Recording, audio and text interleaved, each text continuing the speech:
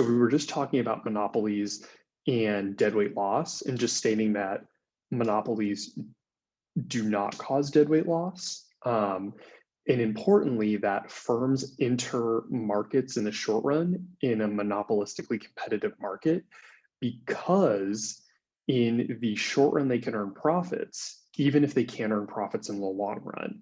And firms earn profits when price is greater than average total cost. That means that the firm is making a profit in that market. Okay, the next question was on chapter 16, question 8. So this question was asking about the market for peanut butter in Nutville is monopolistically competitive and in the long run equilibrium. So they give you a graph and it gives you the marginal cost curve, the average total cost curve, and then it also shows you the demand curve and marginal revenue curve that are faced by the firm operating in the monopolistically competitive market. So in this graph here, what you want to do is you want to show that the firm is making a profit under monopolistic competition and the perfectly competitive outcome. So remember, for monopolistic competition, the firm produces where marginal cost and marginal revenue intersect. So at that point, right there.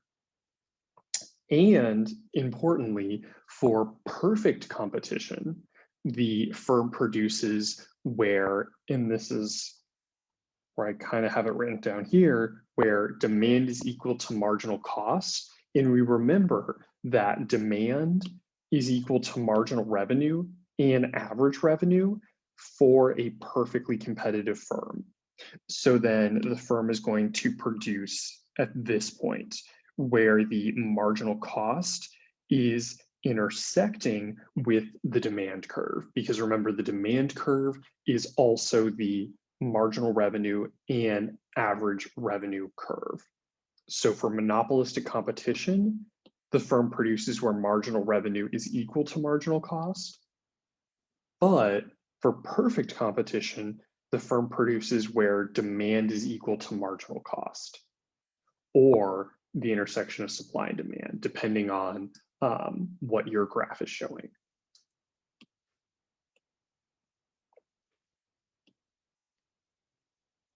Okay.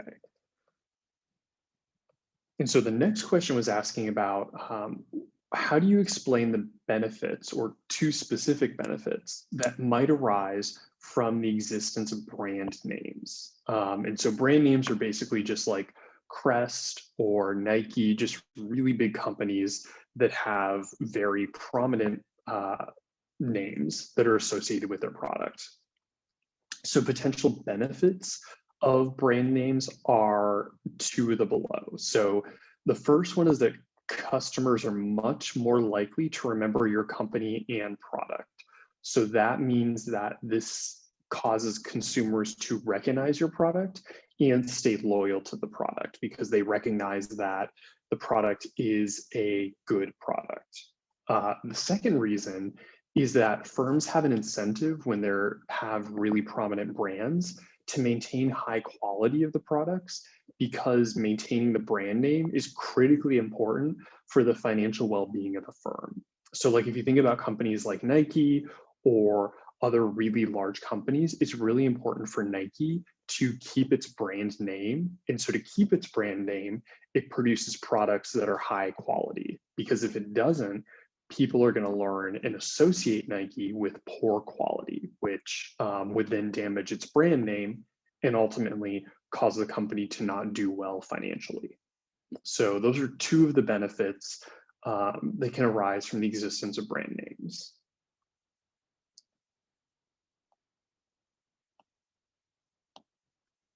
Okay.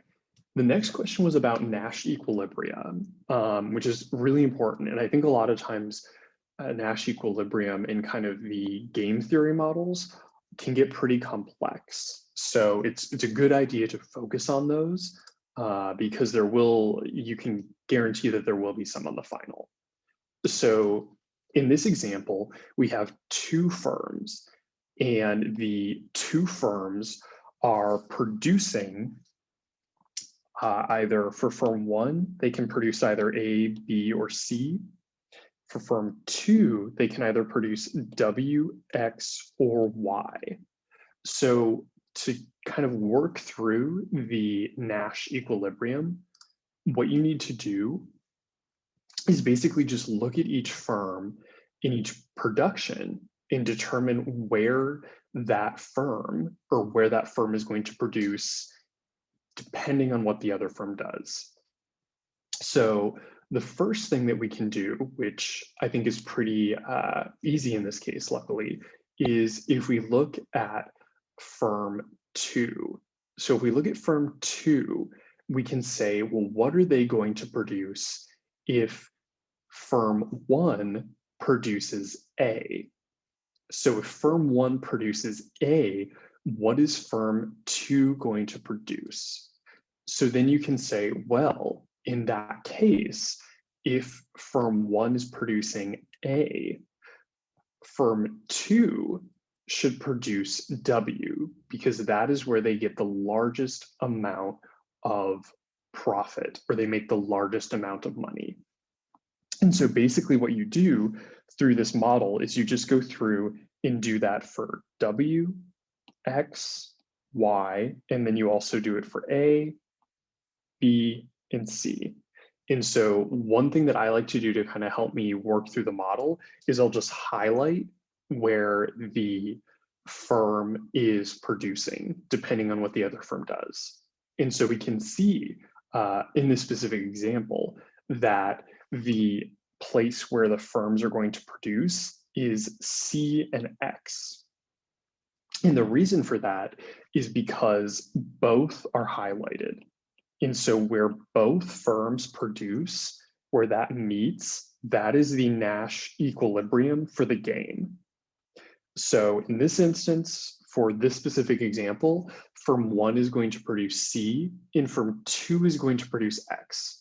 And there's only one Nash equilibrium in this game because the firms are both producing at this box right here.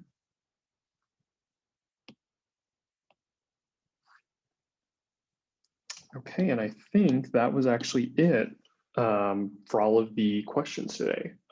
So unless anyone has any other questions, I will end it there for today. Just kind of a note, I guess, before we leave really quickly, is that the for the final exam, make sure that you are available on that day, on the 20th and at that time, because the final exam is only given on that day and that time. So it's very, very important that you're able to make that day and that time. And if for whatever reason, you end up not making it, what the department does is they basically make you wait until the next semester to take the final exam. So just make sure that everything is ready to go for the final exam on that day. The other thing I'll say is that there is a practice final on Blackboard. So I would highly recommend taking that and see how you do. And there is going to be the taped review as well on Blackboard. So you can either attend that live, or once it occurs, I will post the review on Blackboard as well. So that is it. If no one has any questions, have a great rest of your week, and feel free to email me if you have any questions about the homework, quizzes, or final. Cheers. One question. What time is the final? Yeah, so the final is at, and let me just double check so I don't get it wrong. It is at 8 a.m. and it's on the 20th of December. So on Sunday as well, as the other exams have been. All right, thank you. Yeah.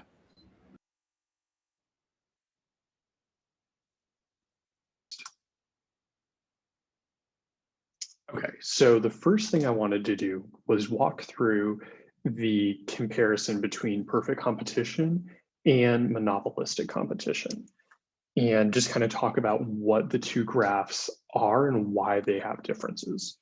So the first thing to remember is that for a monopoly, there's only one supplier in the market, and that is the monopolist firm. Whereas in perfect competition, we remember that there are many firms in the market. And because of that, those multiple firms have the situation where the price in the market is equal to the marginal revenue and is also equal to the average revenue. So the perfect competition has this scenario where the monopoly has the separate marginal revenue curve. So for the monopoly, their marginal revenue curve is separate from the price in the market. So when we're looking for the where the perfectly competitive firm produces, they produce where MC is equal to D, which is equal to MR, which is equal to AR, which then is also equal to price. So they produce at this point right here. And we can see that the firm is earning zero profits. For the monopolist, though, remember the monopolist produces where marginal cost is equal to marginal revenue. So they produce at this point.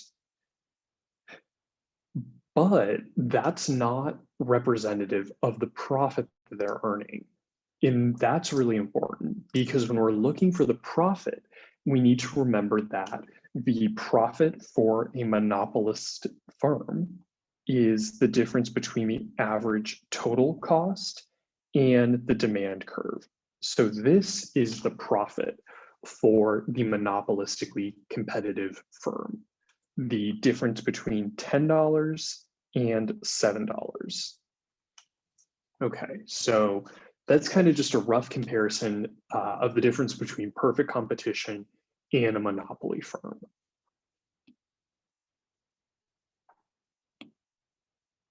Okay, so the next question that I had was asking about product variety externality.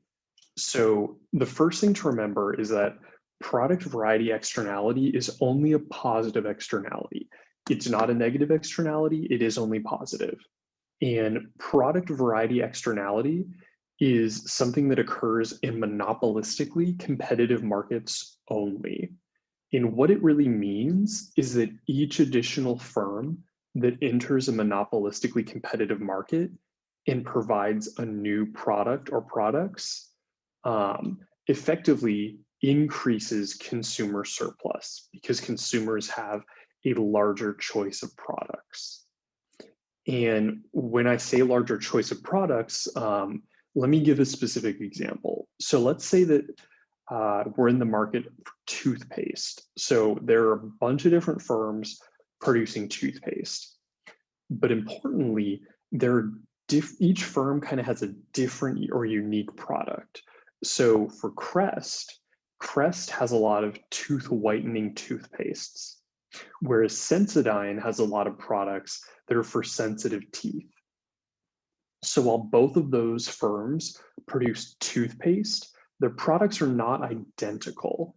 And because of that, those different products give product variety externality, which is a positive benefit to consumers because we as consumers have more choice of products.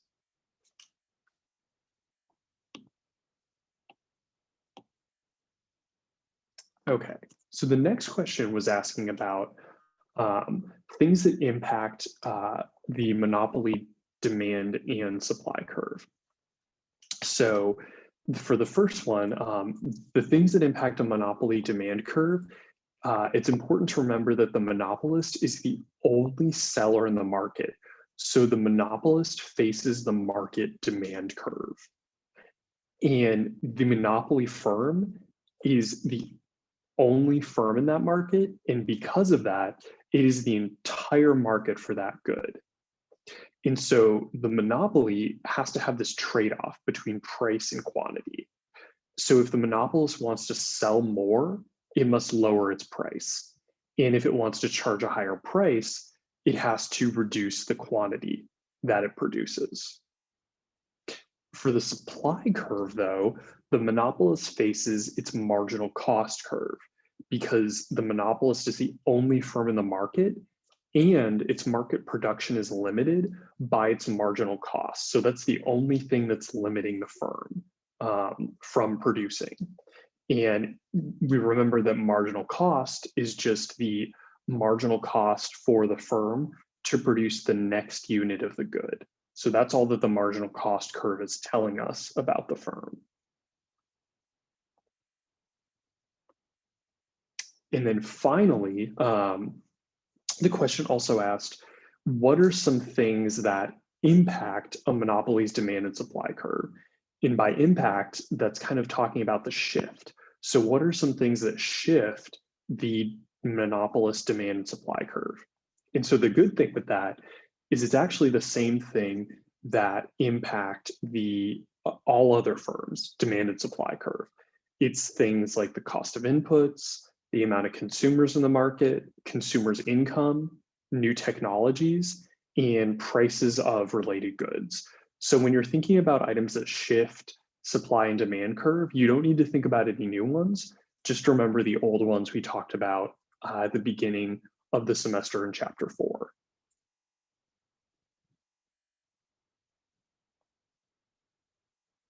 The next question was asking about what is kind of deadweight loss for a monopolist? And so this is kind of counterintuitive, but remember that monopolies do not cause deadweight loss because the monopolist is able to obtain all of the market surplus.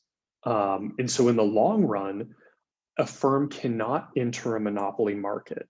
And that's really important because that means that there is never going to be a situation where there could be more produced, because for a monopoly firm, it's the only firm in the market.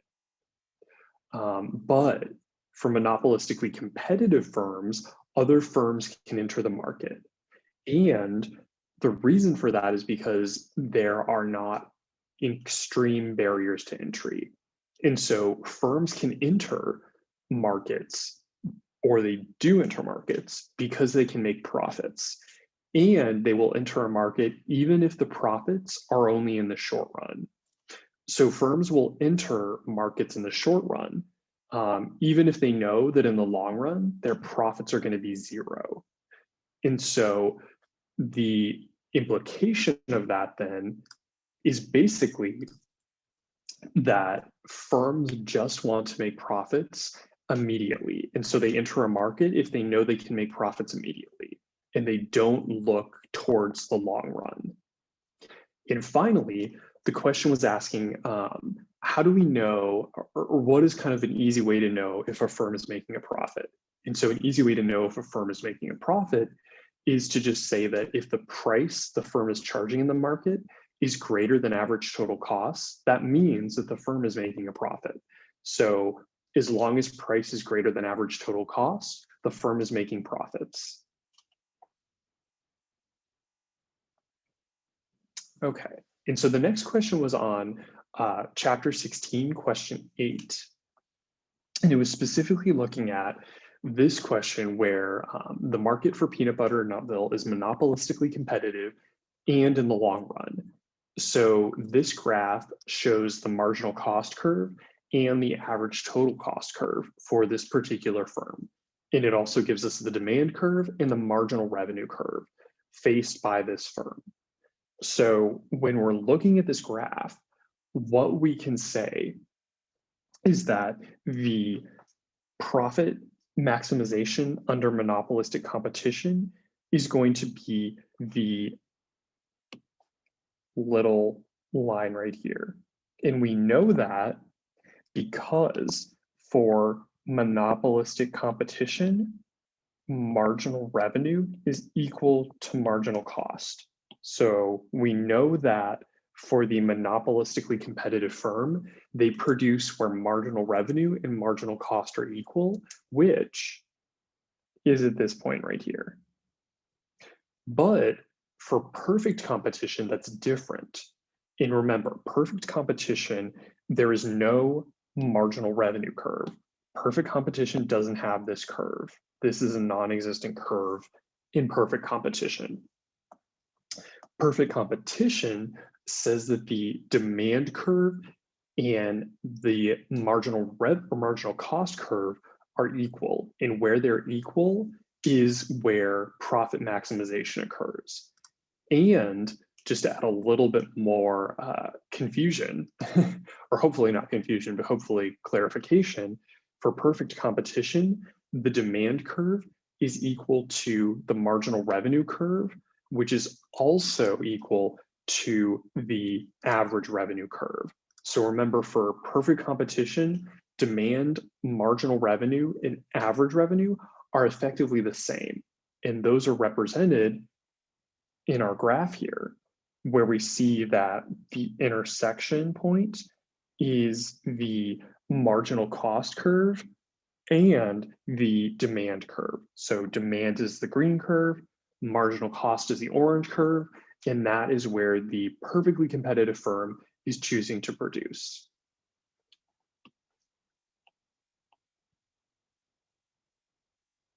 Okay, then the next question was asking about what are some benefits that might arise from the existence of brand names?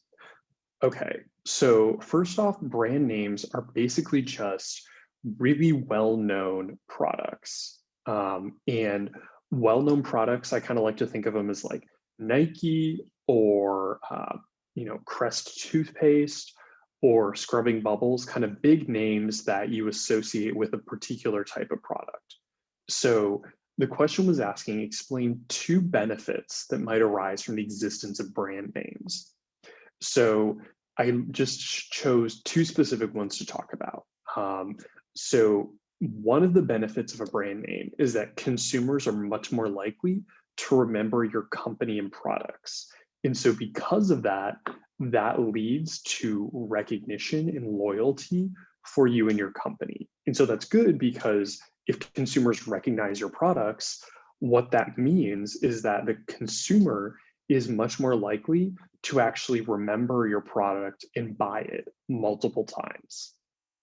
The second benefit is that firms have an incentive to maintain really high quality for their products. And the reason for that is because if they don't, then their brand name becomes associated with something that is of a low quality.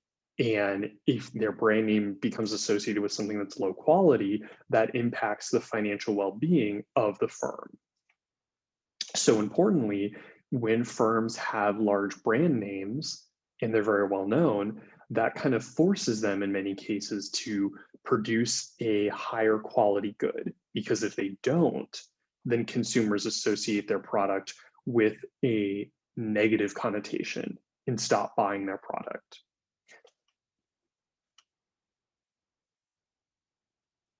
Okay, and then the next question was asking about the game theory and the idea of Nash equilibria. So this is specifically from one of the slides, and I believe it's slide 13. So in this example, we're given firm 1 and firm 2. And so both of these firms have 3 different production points. So firm 1 has ABC, firm 2 has W, X, and Y. So what you do with game theory is you basically just go through each possible point and say, so if I produce good A, where can I earn the largest amount of profits? And so you just basically walk through that checklist. And so for this particular one, it's asking about how many Nash equilibria are there in a game. And so Nash equilibria just refer to the scenario where both firms have the highlighted section. So basically both firms choose to produce C, so firm 1 chooses to produce C, and firm 2 chooses to produce X. So because both of the firms meet at this point, that's how you know it's a Nash equilibria for this game. And in this example, there's only one Nash equilibrium because only with C and X do both of the firms choose to produce in the same box. So you'll note that there's a choice here, a choice here, a choice here, and a choice here. But importantly, none of those also have the other firm choosing that same production point. So the Nash equilibria is just both firms choose that same production point. And that is the Nash equilibria for that specific game. Okay.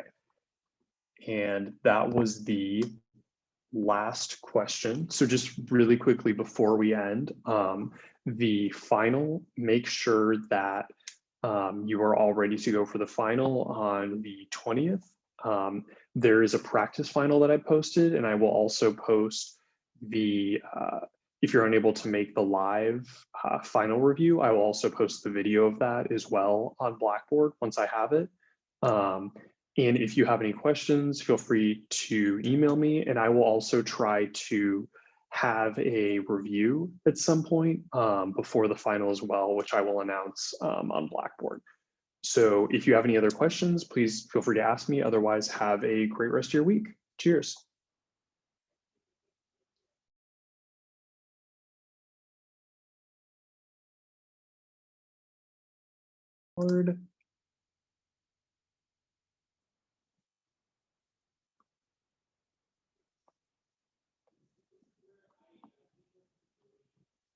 Okay.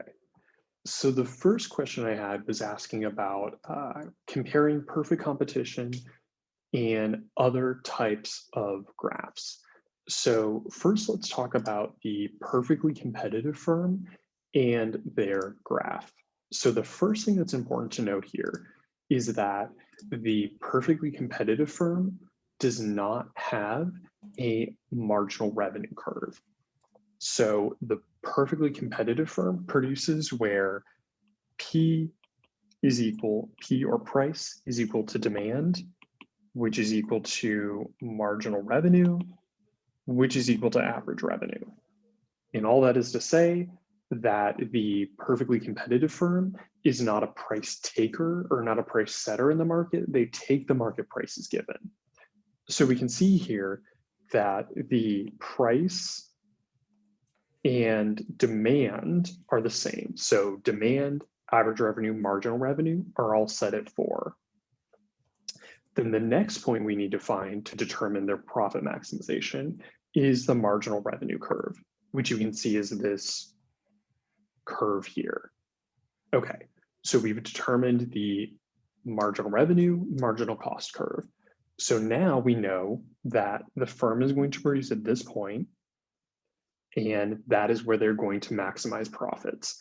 And because it's a perfectly competitive firm, we also know that their profits are going to be 0 because perfect competition, in the long run, the firm earns 0 profits. Okay. So then for monopolistic competition, on the other hand, they have a separate marginal revenue curve. So they have this curve here. And that curve is separate from the demand curve. And so for monopolistic competition, marginal revenue is equal to marginal cost. That's where their profit maximization is. So we can see here that for this firm, that is at this point. So that is where the firm is going to produce the quantity that maximizes their profit. So the firm is producing a quantity of 400, but what is the price that consumers are charged in this market? So the price that consumers are charged in this market is 450, because that is where the quantity intersects with the demand curve.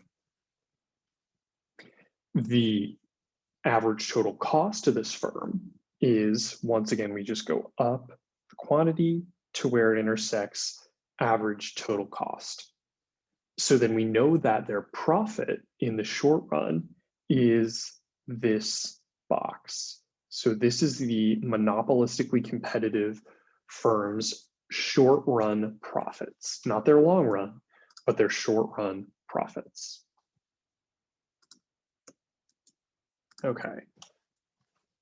So the next question I had was asking about things that impact a monopolist's demand curve. So the first thing to remember is that the monopolist firm, they are the only firm in the market. So they face the market demand curve. And because they face the market demand curve, they are effectively the entire market for that good. And so because of that, the monopolist has to trade off between the quantity and price that they produce. So that's their trade-off, quantity and price. So if the monopolist wants to sell more goods, it has to lower its price. If it wants to sell or increase its price rather, it has to decrease the quantity of goods it produces in the market. But for the supply curve, remember the monopolist supply curve is its marginal cost curve. So because it's the only firm in the market, its market production is limited by its marginal cost. So that's the only limitation here, is its marginal cost curve. And we remember that the marginal cost curve is just the additional cost for the firm to produce the next unit of the good. And then finally, the question asked, what are some items that impact a monopolist demand and supply curve? So actually, this question is pretty easy because there is no difference. So the things that impact the normal demand and supply curve also impact the monopolist demand and supply curve. So things such as the cost of inputs, the amount of consumers in the market, consumers' income, new technology, and price of related goods. All of those things impact the demand and supply curves for monopolists. Okay. So the next question was asking about firm entry and exit, specifically with monopolistic competition. So the important thing to remember is that firms can enter and leave the market when there is monopolistic competition, but their entry and exit is more difficult than perfect competition because monopolistic competition means there are some barriers to entry and exit for firms. So when there is a monopoly, other firms cannot enter or exit that market because a monopoly means there's only one firm in the market. And usually what a monopoly signals is that there are very significant barriers to entry for that firm. So because of that, it's impossible or very, very difficult for other firms to enter that market.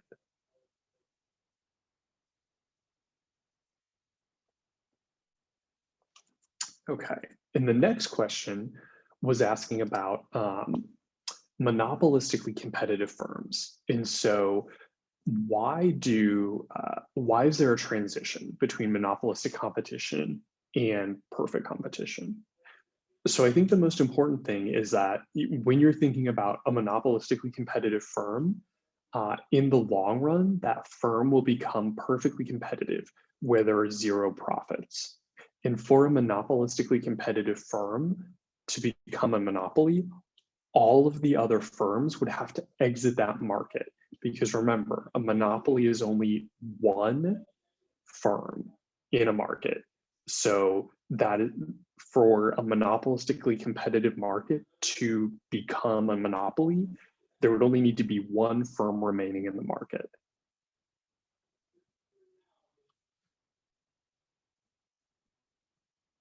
Okay. The next question was pretty similar to that one, but just kind of a little more specific. And what is the difference between monopoly and monopolistic competition? So I think the easiest way to think about it is a monopoly. There's one firm that has 100% market share. Whereas for monopolistically competitive firms, they have less than 100%. So the monopoly just means that there's one firm in the market. Whereas for the monopolistically competitive firm, there are fewer firms, but there are still more than one firm. And I think this kind of general comparison between monopoly and monopolistic competition is a good way to think about it.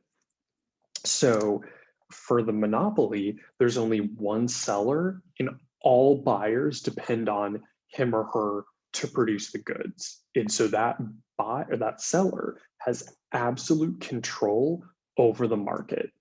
Whereas for monopolistic competition, there's a slightly larger number of sellers, but importantly, there's not just one. And so when we talk about supply for a monopoly, we're talking about only one seller. Whereas for monopolistic competition, we're talking about supply from a large number of sellers. And for the monopoly, the demand is fairly inelastic, and the demand curve also slopes down. For monopolistic competition, demand may be elastic or inelastic. It just depends on the nature of the competition. But the reason why demand is inelastic for, or more inelastic for monopolies, are just that when you think about the fact that there's only one firm in the market, that firm has all of the power. So that firm basically is able to make consumers pay the highest possible price that they want to for the good. And so another important differentiation between monopoly and monopolistic competition is the product. So monopoly produces a homogeneous project. So just the product is the same because there's only one firm. But remember, for monopolistic competition, the products are slightly differentiated. So think about like toothpaste, you have Crest and Sensodyne. So they're both toothpaste, but they're slightly different. They're not exactly the same. And when we think about the nature of competition, monopolies don't have competition. There is no price or product competition. Whereas for monopolistic competition, there is actually some competition. It's basically the competition between product differentiation and selling costs. So if you can have lower costs and differentiate your product in a monopolistically competitive world, you're doing well. And the final thing I'll mention is that for kind of thinking about these in the real world, pure monopolies are very, very rare. Whereas monopolistic competition, that is actually how most firms in our economy operate. Most firms do not operate in a market that is that is perfectly competitive. Most firms in our economy are some form of monopolistically competitive.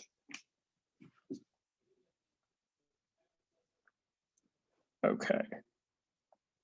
And there was one final question that I wanted to go over.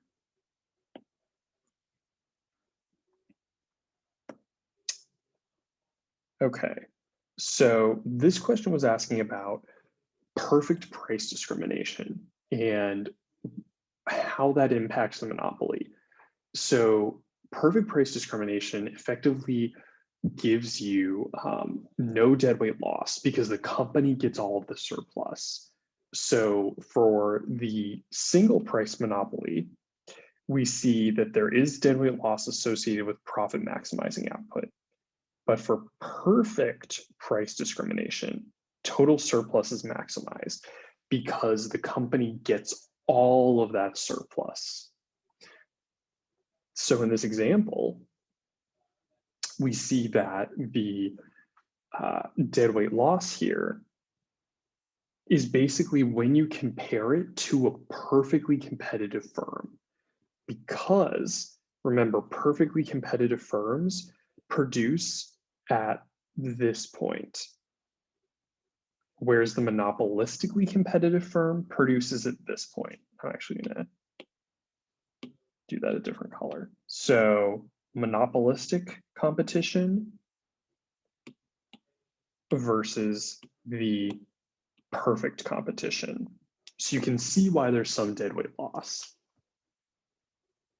In this instance, though, where the firm can perfectly price discriminate, there is no difference. And the reason for that is because the firm takes all of the surplus. And the reason for that is because the firm knows every single consumer's willingness to pay. And so they can say each consumer and charge it at those specific points. So that's why the firm is able to extract all of the surplus when there is perfect competition.